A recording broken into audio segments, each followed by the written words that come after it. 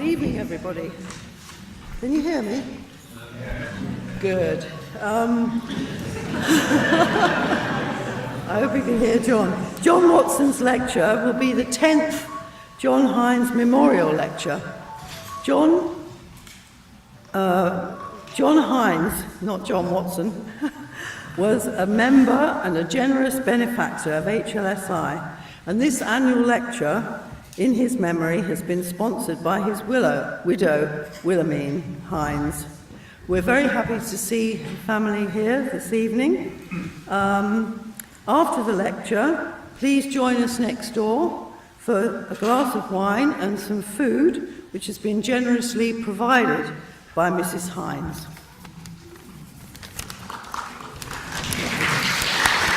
Thank you. Okay, so our speaker tonight, John Watson, is speaking with the title From Colindale to Wuhan, an epidemiologist's progress. And I know we all know about epidemiology since COVID, so that I don't have to explain that. John qualified in medicine in 1979 and subsequently trained in respiratory medicine and public health.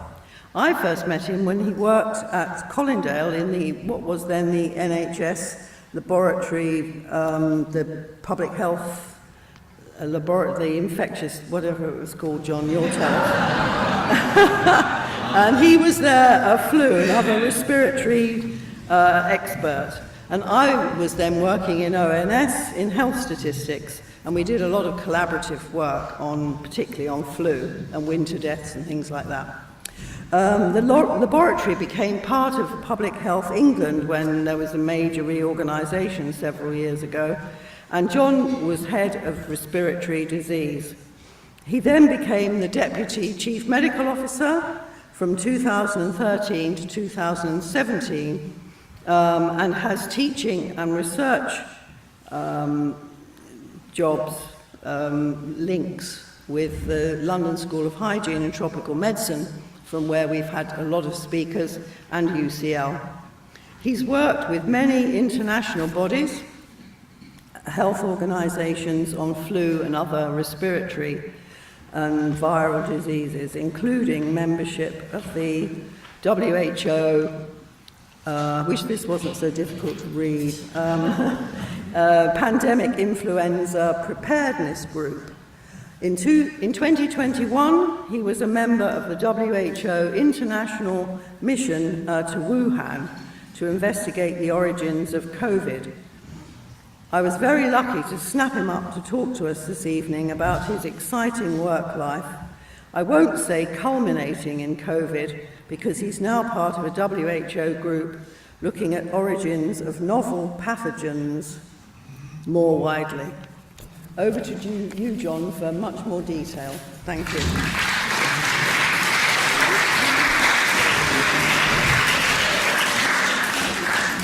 Karen, thanks very much indeed. It's really an honour for me to have the chance to speak here. I've attended so many really interesting and informative talks here, and I only hope that I can live up to the standard that I've come to expect when coming here. So why the title? Well, in fact, it was Karen who suggested the title, and I think perhaps it's obvious, or it'll certainly become obvious, why we've chosen the title. But just by way of background, I am a doctor who's worked in the public health aspects of infectious disease throughout my career. And what I plan to do is to describe my path through that career, and in outline, I'm going to say a bit about how I got started and the early experience I had principally with the National Public Health Agency, and then working on a number of national issues, and then as a result of that having the opportunity to get involved in various international challenges. And in describing that, I want to illustrate it with some of the events that occurred during that time and some of the lessons that certainly I learnt as a result of this work. And I hope I'll be able to persuade you by the end of this time that in this area of health, as in many others, frankly, science, policy, or politics, and practice are really inextricably interlinked. So that you can pace yourselves during this talk, when I get to the Department of Health in Whitehall, we're about halfway through. And when I get to Wuhan, you can start anticipating A, asking some questions, and B, your glass of wine. So, firstly, I trained at Barts in the 1970s. It nearly wasn't medicine, actually. I was educated by the Jesuits from the age of 10, and if they'd had their way, I'd have been a priest. That never seemed likely to me. Barts in the 1970s was perhaps not the most progressive of the medical schools, but I, by chance, happened to be part of the cohort that had the first course in public health that was introduced into the undergraduate curriculum. I had a very impressive teacher, Tim Cullinan, who opened my eyes to public health and was thereafter my unofficial mentor. After qualifying and house jobs, I trained in clinical chest medicine at the Brompton Hospital and had the opportunity at the same time to train in public health in East London and at the London School of Hygiene and Tropical Medicine. And it was there where my interest in infectious disease epidemiology grew. And as I had specialized in respiratory medicine, it made sense that I should focus on the epidemiology of respiratory infections and those that affect large populations. And so in 1986, I arrived at this institution, which is the Infectious Diseases Campus of the National Public Health Agency. I'll call it that because it kept on changing its name, the agency, over the years, and so it's easier to call it the National Public Health Agency. This campus is a collection of national reference laboratories, but when I joined, it also had the newly formed Epidemiology Centre, the Communicable Disease Surveillance Centre. I cut my teeth on investigating outbreaks of legionnaires disease. Many of you will remember that this is a form of pneumonia due to an infection with the bug called Legionella pneumophila and fatal in about 10 or 20% of cases. This disease was first recognized following a very major outbreak that occurred in Philadelphia in 1976 in a large hotel where there was a convention of American legionnaires taking place, and following the convention, many of them became unwell, over 200 cases identified and 25 deaths. At that time, nobody knew what the cause was, and it wasn't until the following year that the causative organism, the Legionella pneumophila, was identified. But what was recognized was that the illness was associated with exposure to an aerosol, a plume that had come from the air conditioning system, or rather the cooling tower at the top of the building, that when not well maintained can grow this bug, and then if an aerosol escapes from this cooling tower, can be inhaled and cause people to become unwell. By the time I arrived at Colindale, the UK had already had one very major outbreak in Stafford District General Hospital, with over 100 cases and over 30 deaths. For me, my first taste of the investigation of an outbreak was at the BBC, at Broadcasting House in Portland Place. This was an outbreak that was recognised actually by really astute clinicians. A clinician had a patient with pneumonia who worked at the BBC. The same clinician worked in another hospital, and I think the next day had somebody else who didn't work at the BBC, but in talking to them had recently walked past the BBC, and the clinician put those two things together and alerted public health people who let us know, and we then investigated it. Ultimately, we identified 70 cases. There were probably more, but those are the ones we were able to identify, and 3 of those people died. And this was associated again with a cooling tower that sat on top of the building, as shown here, decommissioned by this time and subsequently replaced. The very next year, there was another outbreak in central London, this time around Piccadilly Circus. This affected 33 cases that we identified, again probably many more, and a number of deaths. And was also associated with a cooling tower in the, actually just up here. And this, for me, gave me the experience of what is called in these circles shoe leather epidemiology. It demonstrated the importance of actually getting to the place and walking around the place and understanding how it worked, and also going to see and talking directly to all the cases and understanding precisely what they had been doing, where they had been, that might have led them to have contracted the infection.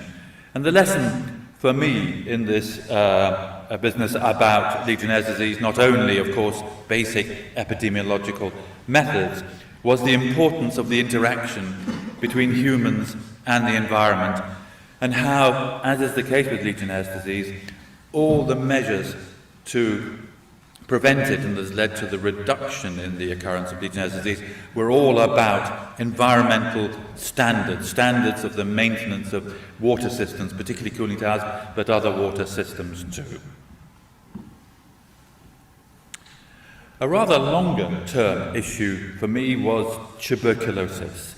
Again, many of you will know that this is an infection due to a bacterium, a mycobacterium, affecting predominantly the respiratory tract, and a small proportion of those who get it are infectious to others, and they are infectious as a result of producing an aerosol when coughing that others can breathe in, and then when they breathe it in, they can either become unwell within a short time after doing that, but more often they harbour that infection unrecognised for many years or many decades, and then reactivate it later in their lives.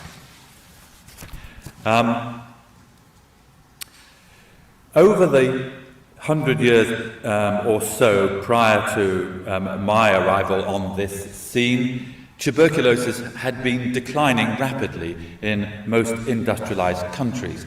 These are data from the United States showing reports of tuberculosis, and you can see that very substantial decline, a decline that Thomas McEwen, in his book The Role of Medicine, was very interested in. He noted that that decline had almost all occurred prior to the introduction of specific measures for dealing with tuberculosis, such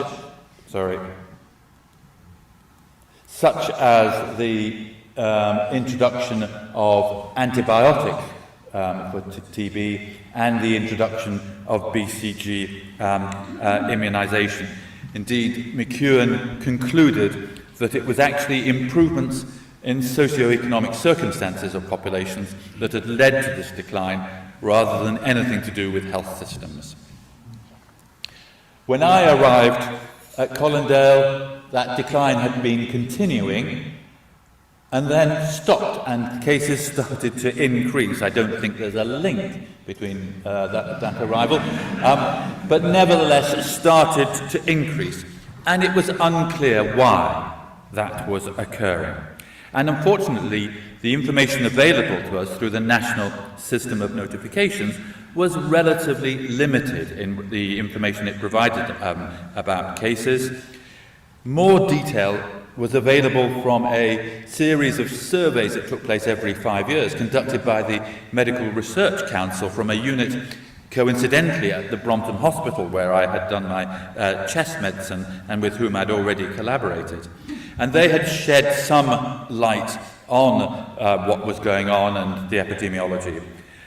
But now with the Public Health Agency, I then linked up with the MRC to develop a new, more detailed system of surveillance for tuberculosis,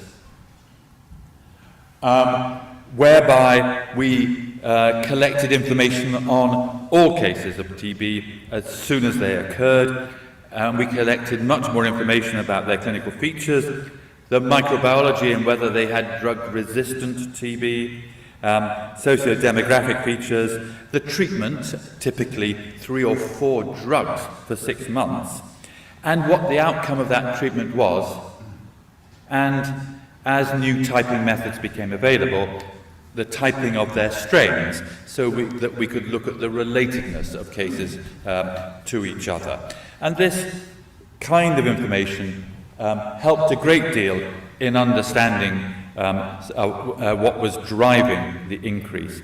And in particular, what you'll see here is that among people born in the UK, levels of TB were really very low and pretty static.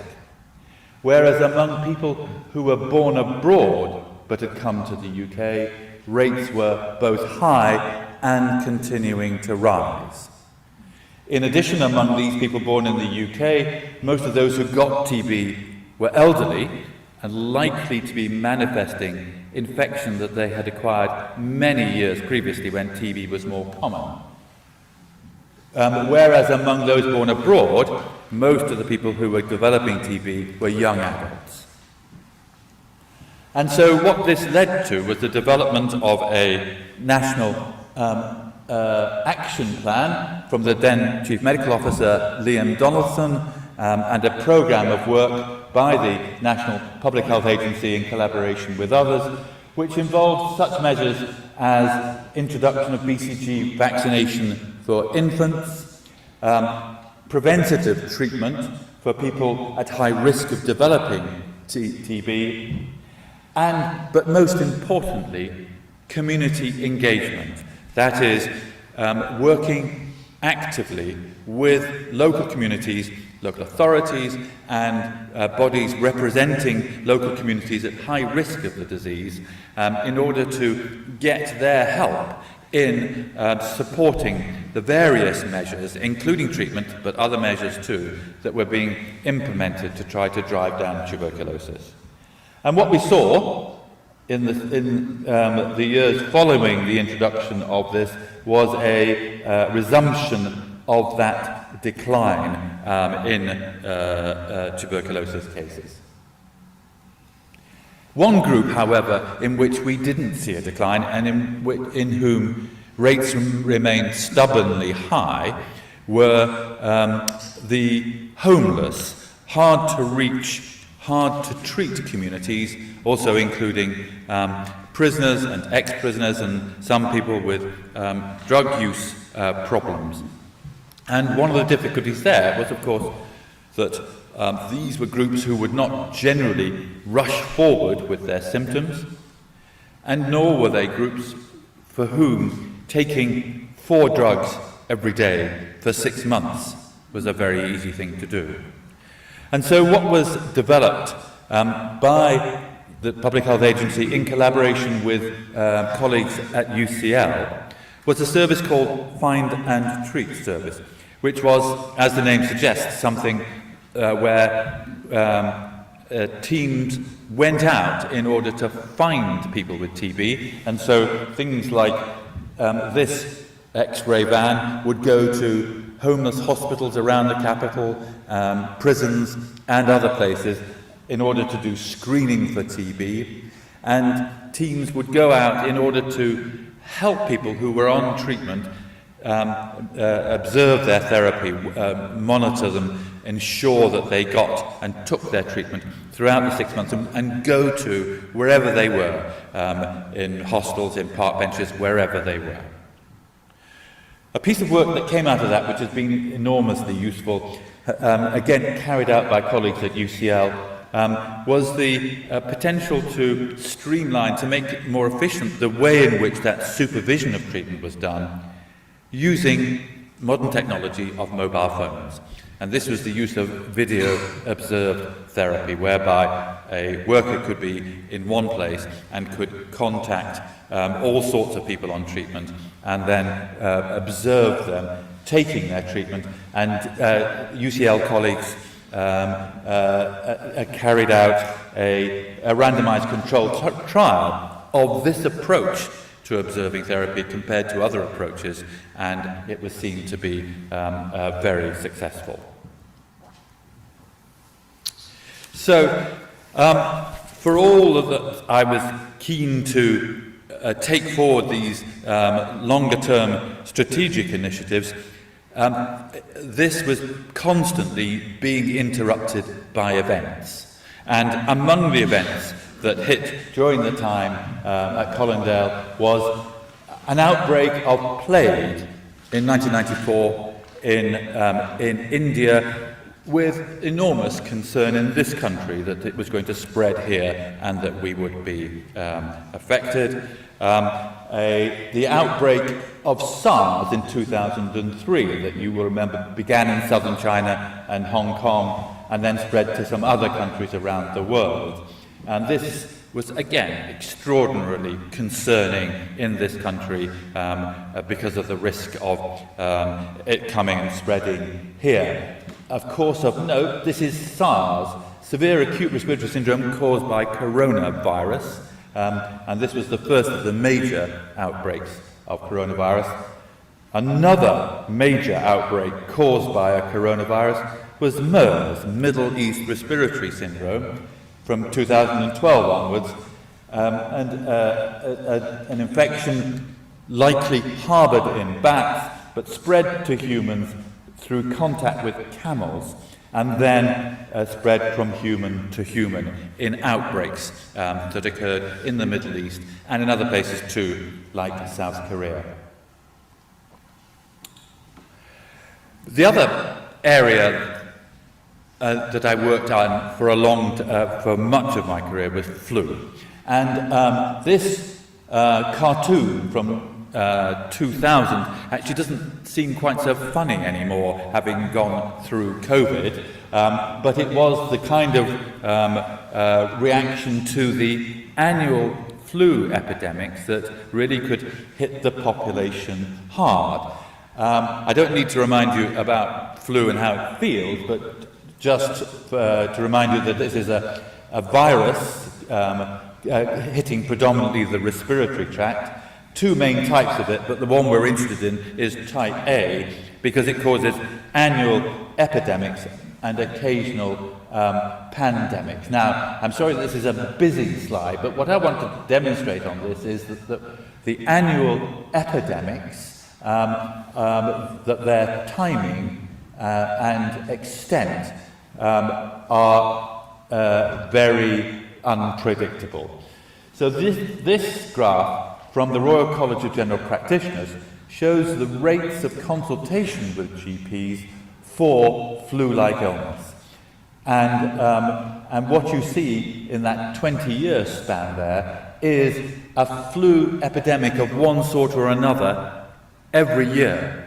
But the height of it is enormously varied. And on top of that, if you look at one of those years in detail, what you'll see is that in some years it hits in, say, November or December, and another year it may not come until March or April. It's enormously unpredictable. Those are the annual flu epidemics, and they were troublesome enough. But of course, at the back of our mind was the possibility of a pandemic. And in the 20th century, there had been 3 major pandemics, the so-called Spanish flu in 1918, the so-called Asian flu in 1957, and the so-called Hong Kong flu in 1968. The thing about pandemics is what emerges is a new subtype of flu to which nobody or hardly anybody has any immunity, so that it can spread like wildfire in the population. And so we were anticipating and prepared, perhaps, for the next pandemic, and it came in 2009. And again, I apologize for the busyness of this slide, but it's the same thing as I showed you before, which is, if you look at the red line, these are consultation rates with general practitioners for flu-like illness over the period from April 2009 to March 2010. And what you see is the rise of activity in June, July, and then schools close. And with the closure of schools, goes shooting down, something we saw also with respect to COVID, and then stays out until schools reopen, and off it goes again, and up they go again. Now, it didn't go quite as high as that, but this was a more prolonged period of increased activity from the flu. And interestingly, although this was a pandemic that was much milder than we had anticipated it might be, and hit mainly children and young adults, the deaths, and there were many deaths associated with it, occurred in elderly people, particularly during this winter period here.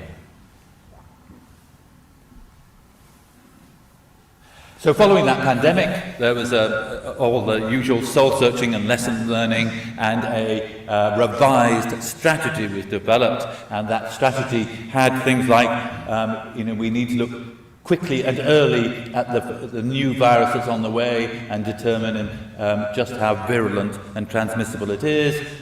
We need to make sure that the response that we mount is proportional to the level of the threat. We need to build in some flexibility so that if London is overwhelmed and Northumberland has got nothing, then Northumberland doesn't have to do the same thing as London, at least not at the same time. And we need, as ever, to look into how better to communicate with the public. And shortly after that, I moved to the Department of Health. This is Richmond House in Whitehall, where I took on the role of Deputy Chief Medical Officer with responsibility for health protection, particularly for infectious diseases. But some of the topics that I had been dealing with continued with me and continued to be highly relevant. In particular, bird flu, and the type of bird flu, H5N1, that was first identified in the 1950s, but became headline news in the 1990s with a big outbreak in Hong Kong, leading to deaths in some members of the population, and closure of the markets and slaughter of all the poultry. In the subsequent years, that lineage, that strain of flu that had caused the Hong Kong, then became highly prevalent in parts of Southeast Asia, leading to cases in humans who came into contact with the poultry, and with more than 800 deaths recognised, or 800 cases, and more than 50% of them dying. And you can see why, with all that going on, Robert Webster in 2003, and Robert Webster is a highly respected flu virologist, commented about the world teetering on the brink of a major pandemic. And among the kind of responses that there were to this was to beef up, to improve the surveillance we had for flu in both humans and in animals. And with good reason, because across the world, and this is a slide of pictures from 2006, the opportunities for bird flu to spread from birds to humans continued in many parts of the world, not least through the live bird flu markets. So one of the things that I picked up during this time, picked up in the sense of picked up as a piece of work, related to this, and this followed a problem that occurred in the early 2000s. A number of countries, notably Indonesia, but others as well, said, why should we share our viruses with the international network to look at these things? Because we'll share them, you'll look at them, you'll use them, you'll develop vaccines, and we'll get none of the benefit from it. It's not in our interest to do this, so we're not going to share. And so what came of that was a period of 5 or 6 years of negotiation to develop a thing called the PIP framework. And this is an international agreement agreed by all member states of the World Health Organization to both strengthen the sharing of flu viruses through the international system for doing that, and at the same time have an active and funded program of sharing the benefits with poorer countries with the aim of enabling them to strengthen their ability to respond to a pandemic. And the PIP framework came into effect in 2011 and has been very successful so far in achieving that aim.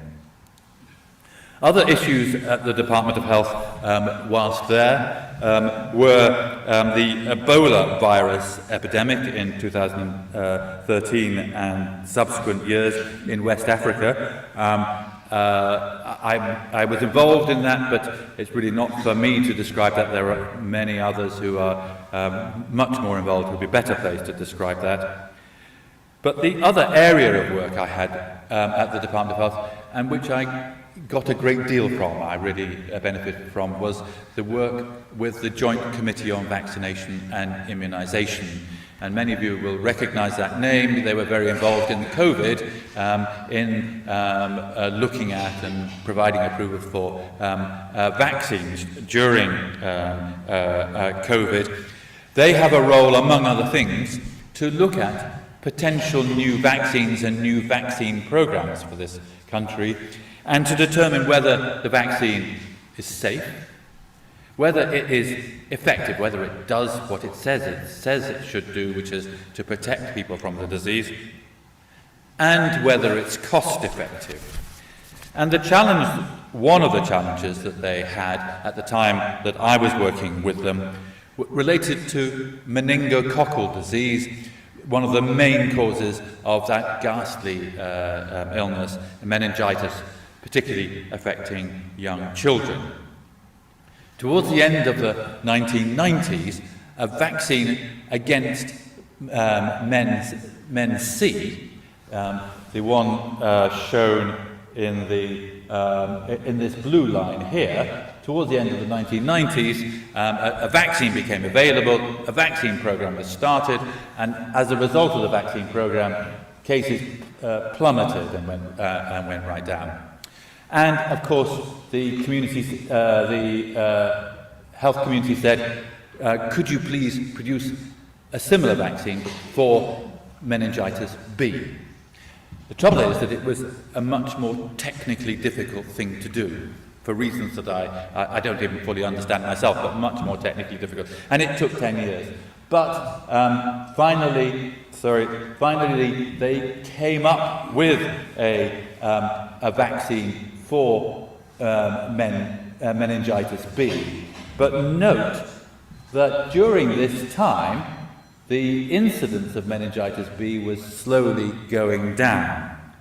And so the problem or the challenge that JCVI had was to determine whether this expensive vaccine for a disease that was going slowly downwards, was that going to be cost effective? And that took a great deal of work and discussion and modelling in order to determine ultimately that despite those factors, it was going to be worth introducing a national programme, and they agreed to introduce the programme in 2014. It was actually started in 2015, and subsequent assessment, evaluation by the National Public Health Agency has demonstrated that it is and has continued to be highly protective for infants against meningitis B.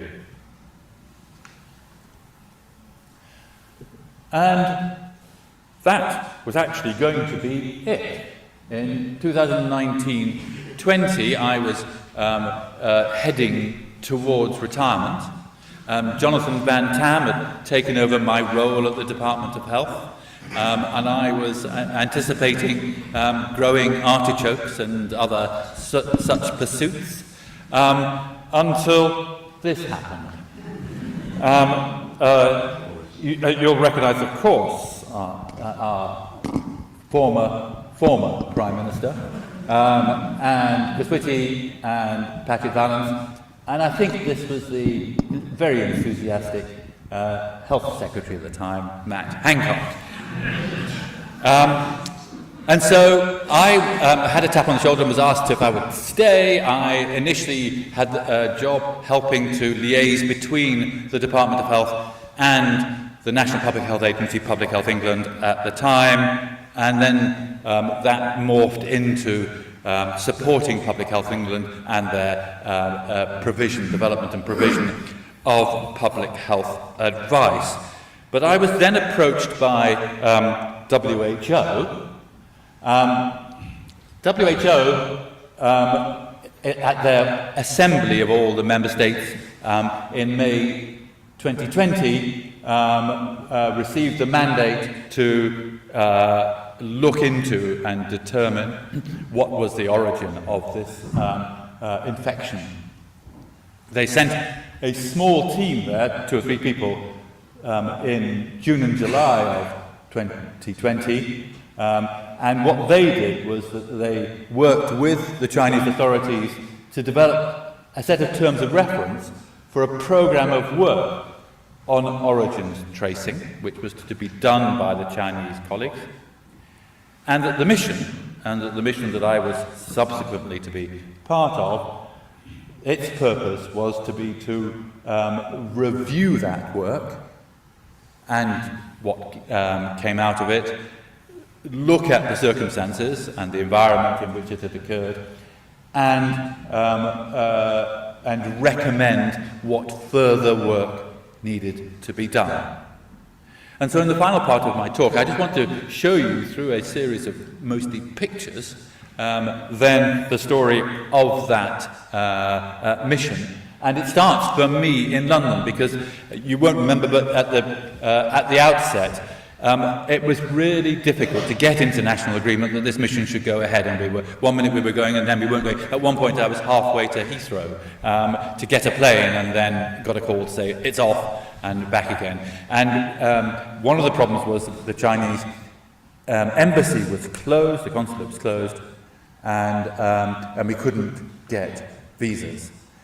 But then suddenly the door, this is the door in Portland Place of the consulate, opened, and I was allowed to go and get a visa and headed off to Singapore to join the rest of the team who were assembling in Singapore before going to China.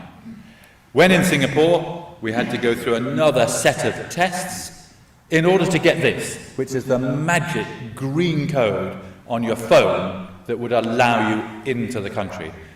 Unfortunately, I didn't get that. The tests that were done on me determined that I had evidence in my antibodies, in my blood test, of infection. Now, you all know I'd had infection the previous year, and you all know that you would expect to find antibodies, but they did two different types of tests, one that you expect to find, and the other one, the so-called IgM antibody, which normally goes up when you're ill and comes down very rapidly afterwards and disappears. But for me, it was still detectable, albeit trace levels. And so I found myself in Singapore airport, a bit like Tom Hanks in that film, going round and round and round, with nowhere to go whilst the rest of the team went off to Wuhan. But after 3 days, we were able to get another set of tests done by the University of Singapore, and they called me negative, and I was able to go in. But by then, I'd missed the once-a-week flight to Wuhan, and so I went to and had to do my quarantine on my own in a hotel in Xiamen on the coast here for 2 weeks, and which it wasn't great, but it wasn't bad. I was put up in a nice place. I saw human life twice a day. When somebody came to check my temperature and make sure that I was okay. But finally, after 2 weeks, I was allowed out and flown to Wuhan. This is a bridge in Wuhan over the Yangtze. This is perhaps a more typical view of Wuhan, with throughout the city large numbers of high identikit tower blocks in which most people lived. And there I joined the rest of the international team for the beginning of discussions with our counterparts over here, our Chinese counterparts, and we were located in a hotel in Wuhan, and surrounded by a security cordon. Now, that security cordon had two purposes. One purpose was to keep the media off us and keep them at arm's length, and they were extremely persistent, but also, I think, to keep us in and make sure that we didn't wander out and talk inappropriately to anybody else. But we did go out. We were asked, where would we like to visit? And we said, here. And they said, fine, you can go to all of those places, and you can talk with the people there, and you can ask whatever questions you'd like. And to go to these places, we went in a convoy with a police escort, and despite their best efforts, the media always knew where we were and were there in numbers. In fact, this was the visit to the Wuhan, it's called the Hunan seafood market in Wuhan, suspected origin of the virus epidemic. And I'll just show you a few pictures from this visit. This was us at the beginning being briefed by the general manager of the market. Now, the market had closed in January 2020, and so by the time we got there, it had already been closed for a year. And so it looks even more dilapidated than it might have done if you'd gone around it when it was open. And here are a few pictures of the stalls in the market.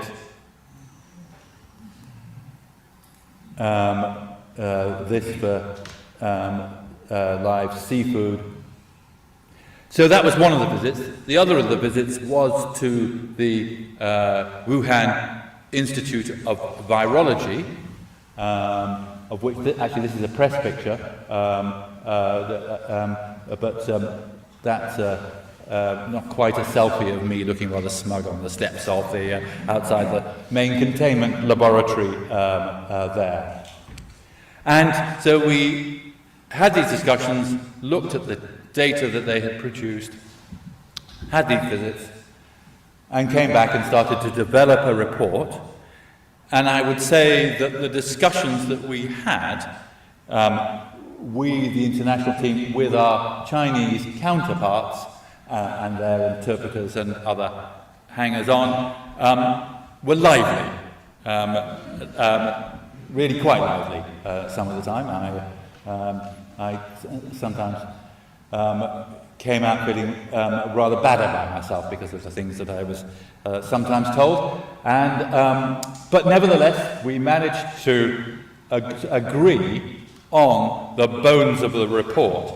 And one of the things that enabled us to get agreement on the bones of the report was this schematic diagram produced by Marion Koopmans, a Dutch virologist, which was intended to illustrate the potential routes whereby a virus originating probably in bats or somewhere else could get to humans, either directly or through animals, and then from the animals to humans, through markets or wherever, but any one of a number of different routes. But the important thing about this diagram, and don't worry about the detail of it, is this, which is that we introduced into that discussion the notion of the possibility of a lab leak as a cause. And by doing it in this way, this was felt to be acceptable. We had a press conference at the end of our stay there, but the report was published about a month or so later, at the end of March. And in that report, we drew what conclusions we could based on the evidence that had been available to us to date, and we made recommendations about phase 2 studies. Following the publication of the report, there was absolute furore, media and political furore, with people giving vent to all the ideas that they had about how things had happened, to such an extent that we found we needed to restate our case, and we published a paper in Nature a couple of months later, just laying out very carefully what it is that we'd said, what we hadn't said, and what it was that we were arguing should be done.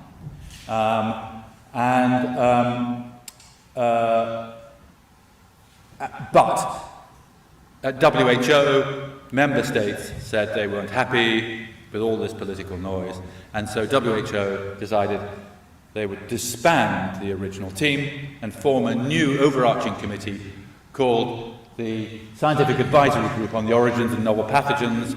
It trips off the tongue, SAGO's perhaps a bit easier, or as my wife calls it, the Milk Pudding Committee. And this was put together in order to provide a way of looking at the origins of novel pathogens in general and on COVID specifically. And I was invited to join this committee in part as part of continuity from the former group. And to bring you right up to date, just within the last few days, these are some of the headlines. Again, in Nature, WHO abandons plans for the further tests. That's not true at all, but that doesn't stop people saying so. And this is Maria Van Kerkhove of the WHO within a day or two in a press conference rebutting those statements and saying that absolutely isn't the case. We are pushing very hard to be able to do further work, but the inability to do so lies elsewhere and not with WHO. And to bring you really, really up to date, at this slide here, these you'll recognise from from the Telegraph about bird flu again, H5N1, and this, The Guardian, extensively covering the issue of bird flu following the occurrence of that case, that death of a young girl in Cambodia. But I would point out that whilst, of course, this is a cause of concern and something to be watching very carefully, there were similar headlines in 2005 and 2014. So, that's it. I'm done, and thank you very much. I just want to finish by, there's so many people I ought to thank, and I cannot possibly, but I do want to thank my wife for support in general and for helpful critical comments about an earlier version of this talk. So thank you very much indeed. Thank you.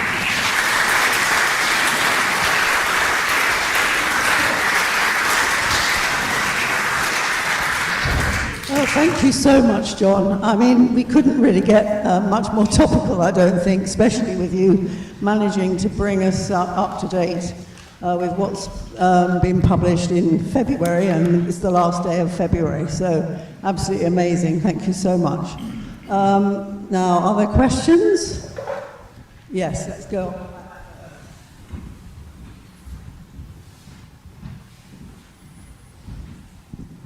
According to the British Medical Journal, public health has been partially dismantled in the last 10 years. Is it true?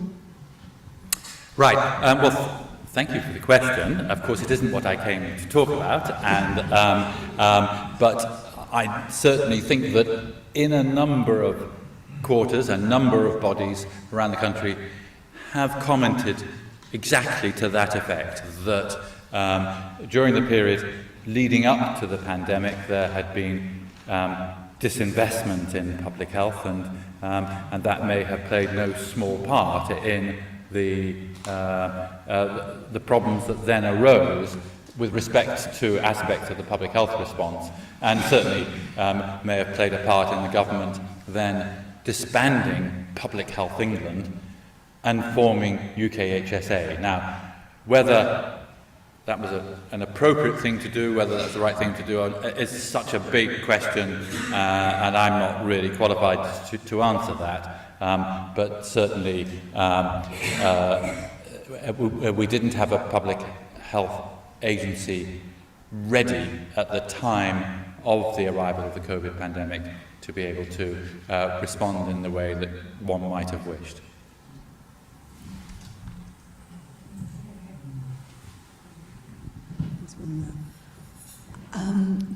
Thank you for your talk. I guess one of the things I've been surprised about is that we haven't really responded to COVID by improving our air quality in the way that, previous sort of public health issues, like we've improved sewage or, systems. I remember hearing in early 2021 that we could have put HEPA filters in every single classroom in the country for half the price of the new Royal Yacht. And I just wondered why we didn't do that, and why we're still not doing it, why we still don't think clean air is important. Right. I anticipated that I would not get such easy questions here, and you are living up to my expectations. I think what I'd say to that is, firstly, let's not imagine that the notion of clean air is out of play at the moment, far from it. The whole business of clean air, meaning particularly polluted air, and measures, for instance, that the Mayor of London are taking are very much on the agenda. I don't know the evidence around the ability to make a really significant difference with respect to the spread of airborne infections, but by the use of HEPA filters, that's high efficiency particulate filters that are put high up in a room, and air circulates through, and they, in theory, all being well, remove bugs. I think that there are strong cases for the use of those kind of filters in particular environments, defined environments, especially in some healthcare settings where they're very useful.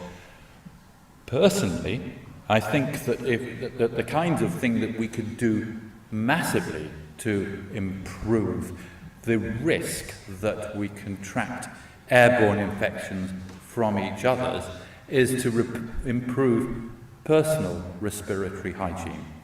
One thing that we learnt in the pandemic was how actually acceptable masks were, not for everybody to wear all the time, but in addition to the notion of blowing your nose, disposing of handkerchiefs, washing your hands, that people who've got respiratory infections and respiratory symptoms and have to be out and about perhaps a mask wouldn't be such a bad thing for them to reduce the likelihood that they would spread infected aerosols to others. And I think that's something that at least needs to be thought about.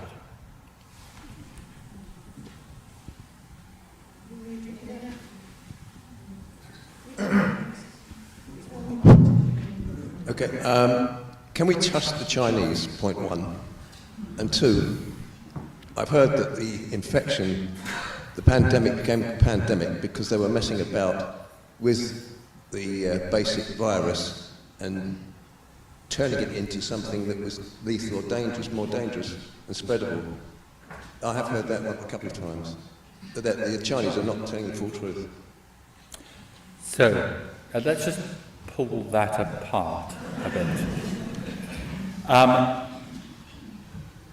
Our discussions with our Chinese counterparts over many aspects, as I mentioned, were lively.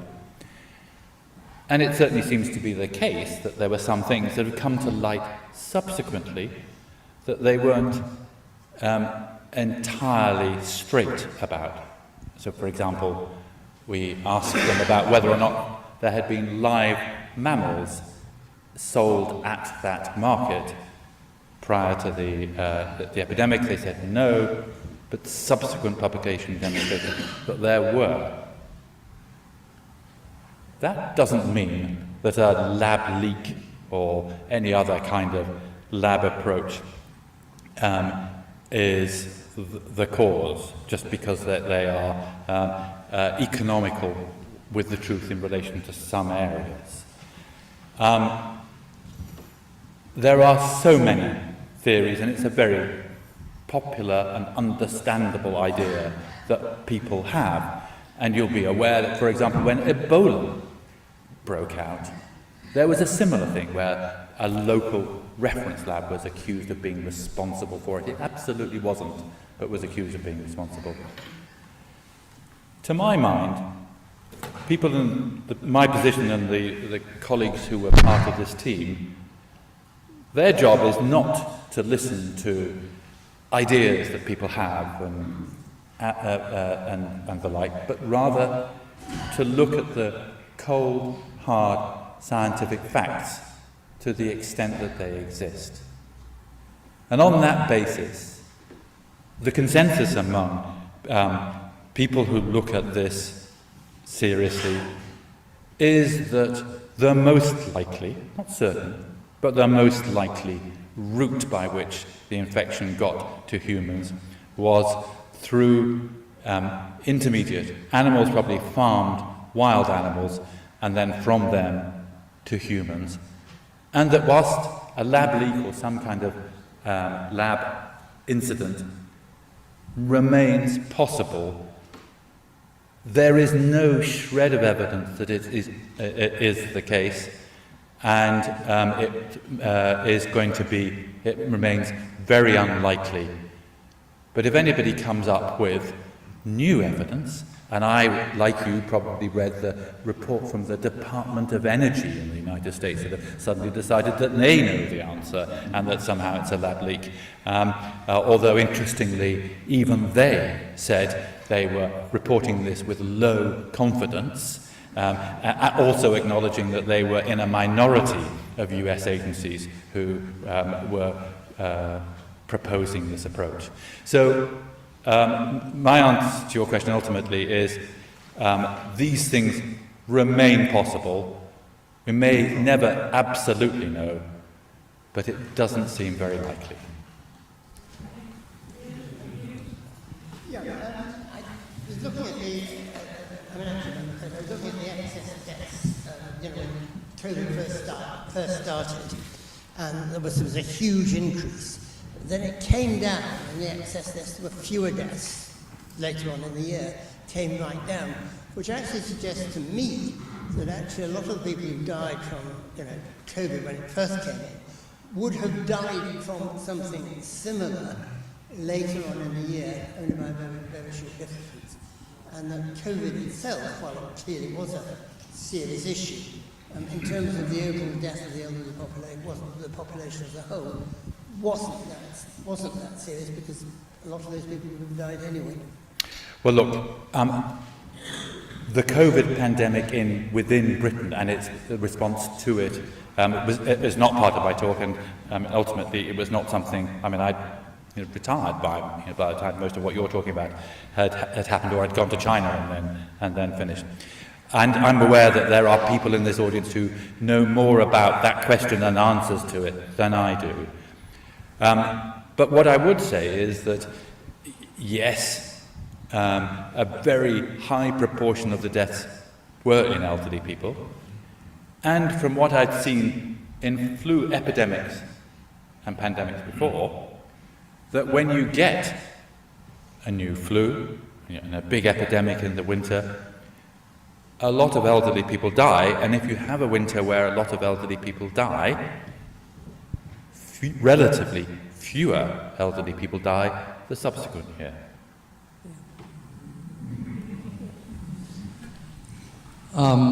So I may have missed the point that you were making in your first slide when you described what your talk was aiming to do, and it was fascinating, and thank you very much for it.